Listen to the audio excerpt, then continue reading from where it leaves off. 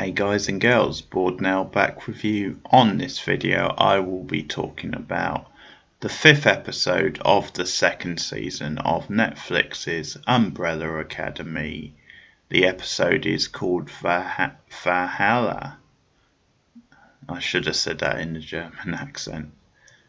So yeah, I'm gonna get into this one. I think this will be quite a short video because this one, not a great deal that much happens. It's one of those episodes I think where it's more about, in a way, the conversations between the characters. It does start with quite a neat little flashback, which obviously the episodes have been, and this time we go back to when Pogo was introduced, when he started working for Reginald, and for his future wife.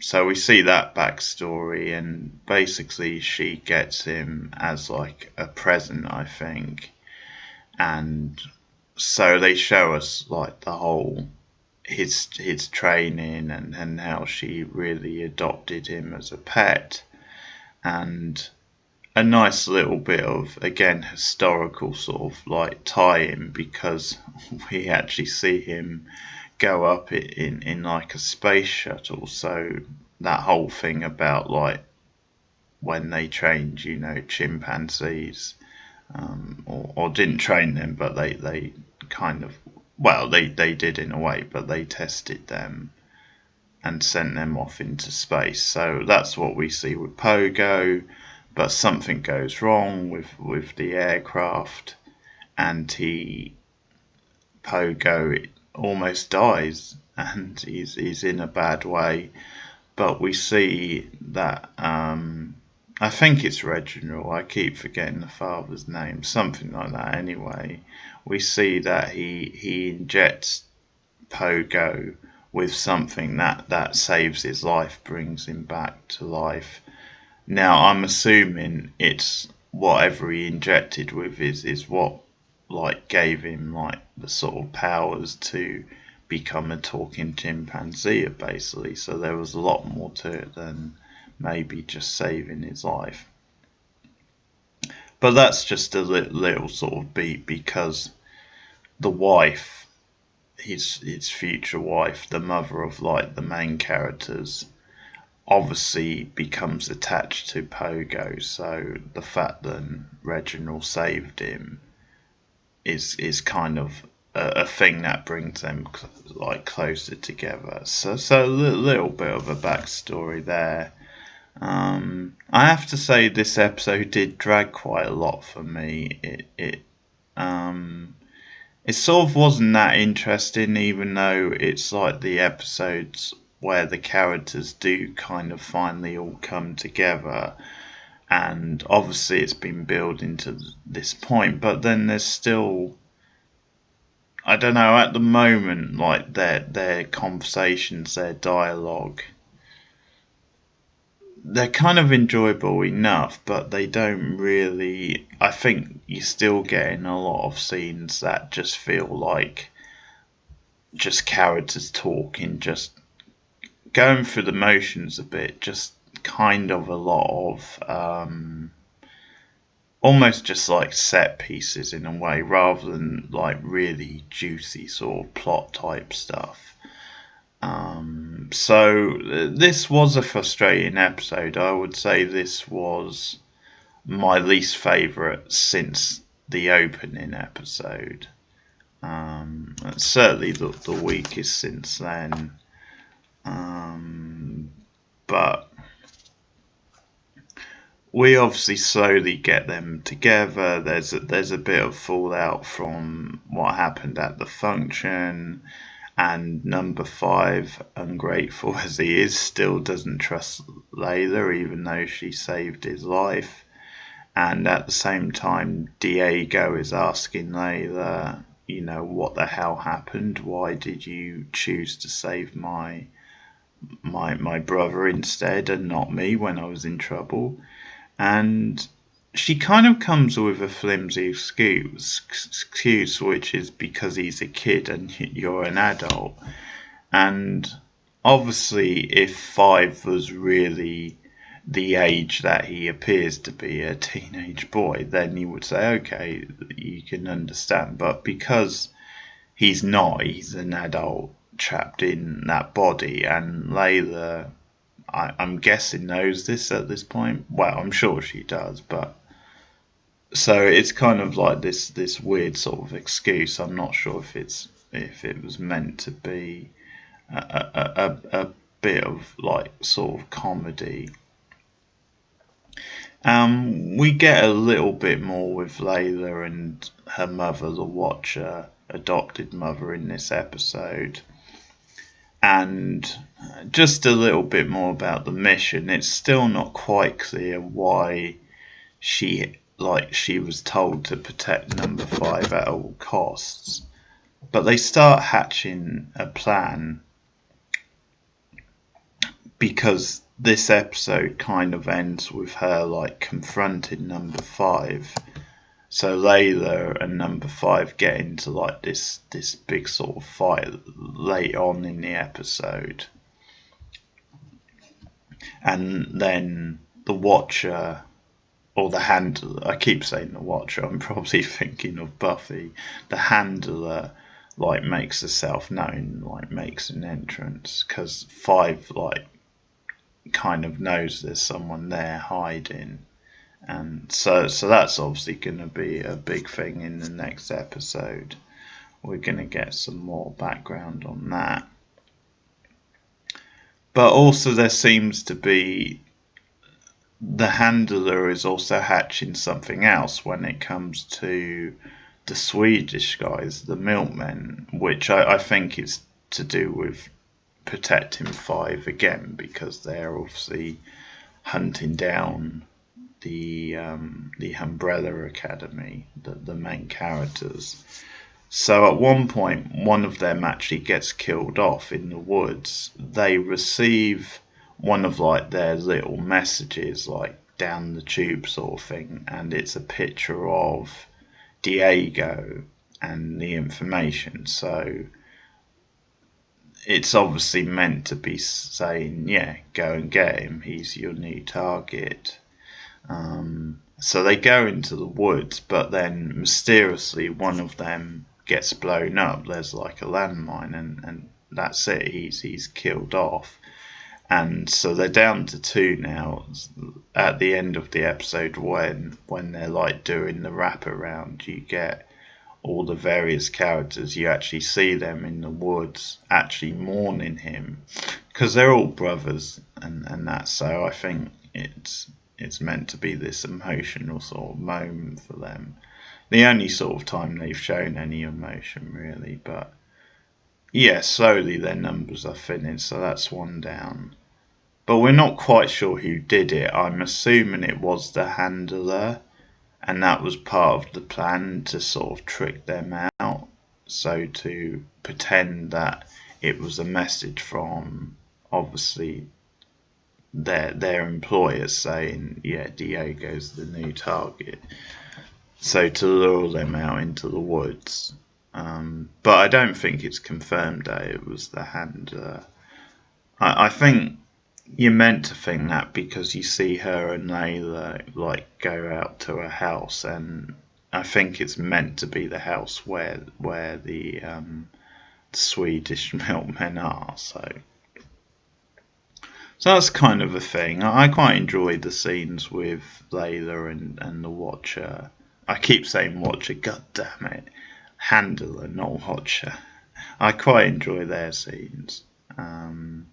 But we'll have to see where it leads. But obviously the Umbrella Academy, the main characters, kind of get together. So there's not a great deal happening in this episode. I'll just kind of zoom around them. So Alison, obviously Klaus showed up at her place like really drunk, and they kind of bond because Alison just sort of, they both have their kind of like own issues, and they kind of have it. Alison says, "Well, I've got some proper drinks." And luffa is obviously already there at like number 5's, and we get this odd sort of flashback, but I guess it's quite relevant. So luffa, it's a flashback to when he first like landed in the alleyway, and he took a bus basically to go and like track down his father, visit him. It didn't actually show us how he found out where he was, but I guess maybe he just did a bit of research. It didn't actually show you how he found out, but obviously I guess there are ways. So he actually goes to like the mansion where the father is and approaches him, and it's quite an amusing scene the way it plays out, because Luther is saying all these things like, I'm your adopted son. Yeah, you had me and the others like in the 80s, and just saying all these things, and the father is like just keeps saying, no, I didn't, no, you're not, sort of thing, to every kind of like thing. But it does turn like quite nasty at the end of the scene, because the father basically calls him like a pathetic loser and tells him just to leave, and is really harsh with him. But he also makes this comment where he says, I know for a fact, because he obviously knows about time travel, as Luther points out, but he kind of says to Luther, it's not the time travel thing that's that doesn't add up. It's, I just know myself. I know that I hate kids, so I would never have kids, and that's kind of his rationale. Then that's why he doesn't believe that Luther's his son, or if he does believe it, he kind of doesn't care. He's just being like really cold and harsh and kind of cut off, and just doesn't want anything to do with him. So it's possible on some level he might believe it, because hey, Luther, he knows about time travel. Luther says it is the future where he would have Luther, so he can't be certain, but I guess he's just being an arsehole. So it's sort of showing you that side of things. And I guess it doesn't have that much importance, the flashback. It's just another way to sell what the father is, and sort of how difficult it's going to be to convince him to really get on board and stuff. So what happens is that number 5 goes to pick up Alison and Klaus, because they're obviously together in the same place. So there's no great drama to this stuff in a way, and at the same time, I think it's Luther who Luther and which other one is? It must be Luther and Diego. They go off to pick up Viola on the farm, Fowler,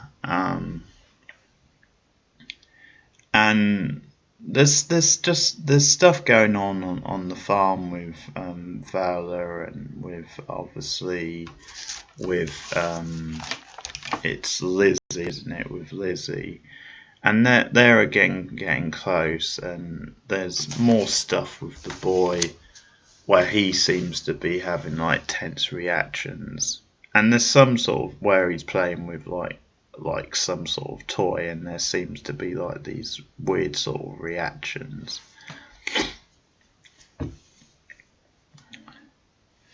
But it's this whole thing, because they're talking about running away together, that being Viola and Lizzie.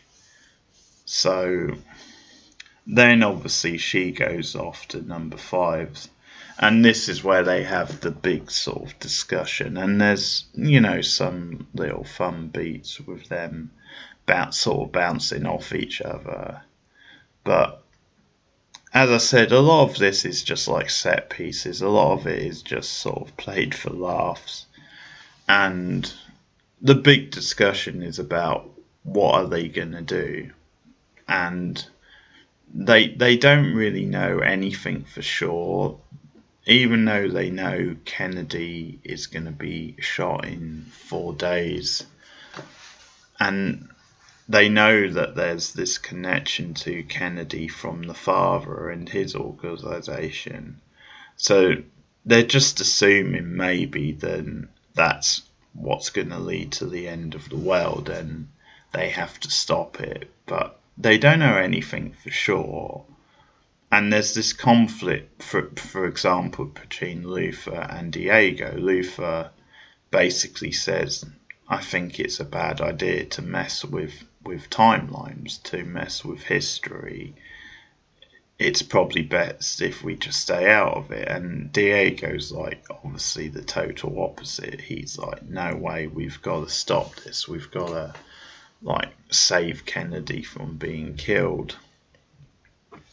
And as they're kind of having this discussion, a limousine pulls up and gives them a fancy invitation where they've actually been invited to dinner with their father. So that's a plot that's going to continue in the next episode, I assume. And there's all these just quirky little back and forths between the group where they're actually debating who messed up the timeline, who could be responsible, sort of thing. So Luther takes a shot at number 5, so he then gets isolated. He does his thing when he flies through the building, and so ends up outside, and that's when he sees Layla, and he starts chasing her. So that leads to the end with the handler. And at the same time you have Klaus, Viola, and also Alison. They go to a salon and they basically just get drunk and kind of kick back. And so again, it's one of these scenes that we've had a lot of in this season. It's very much like a set piece. It's all very kind of quirky characters, just bonding over their kind of situation, really. And it's just a lot of sort of goofing about, and it's just the novelty of these characters. And there's some sweet stuff in there, but they're just talking about their lives and getting drunk in a way. There's, Alison is kind of complaining about Ray, then he's being really harsh on her and cold, and it's just all this stuff. And then they mention stuff to do with Luther and Viola and stuff, and they do almost a Breakfast Club style scene where all the characters start dancing, and at one point they're all in the chairs they have in the hairdressers, but with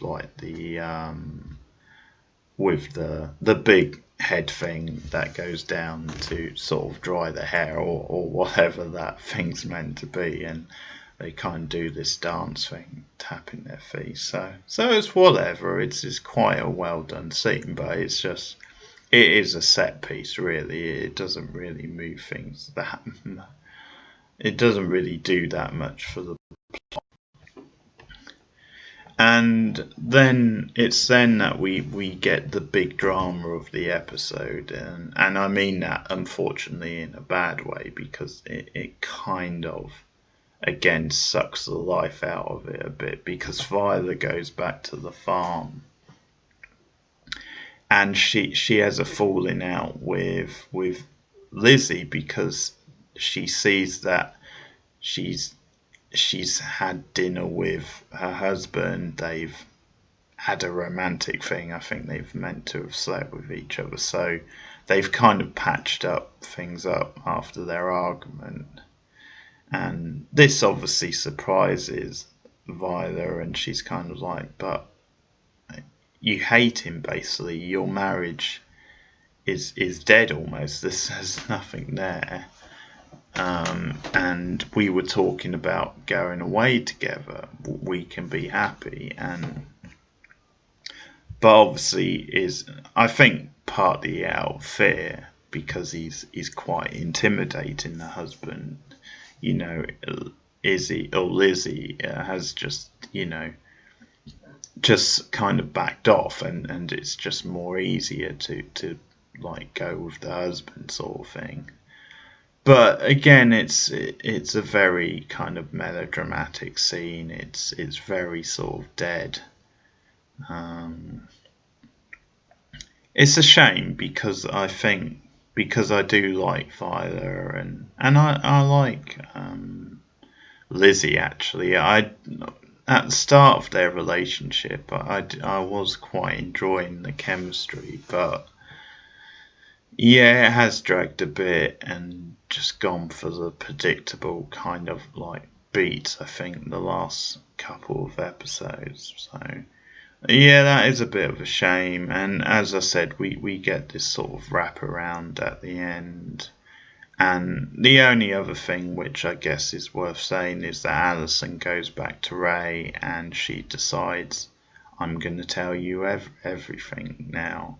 And so that's kind of the cliffhanger for her at the end of the episode, and she's now going to tell Ray exactly what the hell's been going on. So that could lead to some interesting stuff. I mean, you wonder kind of, because obviously she's married to Ray, could there be a situation where he becomes a permanent character, like he knows the truth?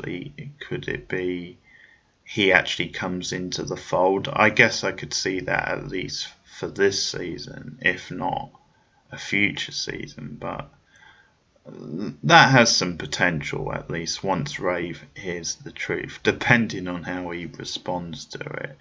Certainly he's not going to buy it at first, but eventually, once he comes to terms with it, there could be some meaty stuff there with Ray. So there you have it. That's the 5th episode of Umbrella Academy Season 2. So I'm halfway now, and bit of a weak one, this one. It did drag a little bit, but hopefully it will get back to some good stuff next time. But yeah, let me know your thoughts in the comments below. Like and subscribe if you are new to the channel. But I'll see you guys again soon. Goodbye.